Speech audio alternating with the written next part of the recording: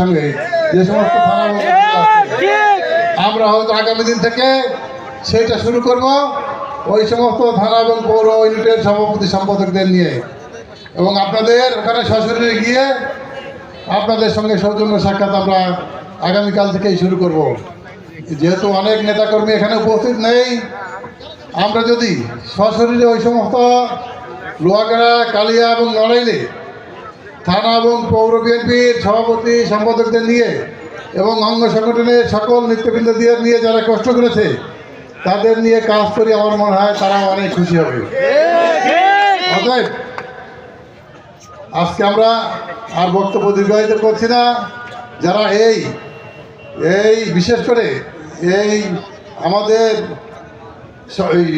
আমাদের সম্মেলন বাস্তবায়ন করার জন্য যে শৃঙ্খলা কমিটি, যে নির্বাচন কমিশন এবং সকল অঙ্গ সংগঠন যেভাবে শ্রম দিয়েছেন, আমি তাদের কাছে কৃতজ্ঞ।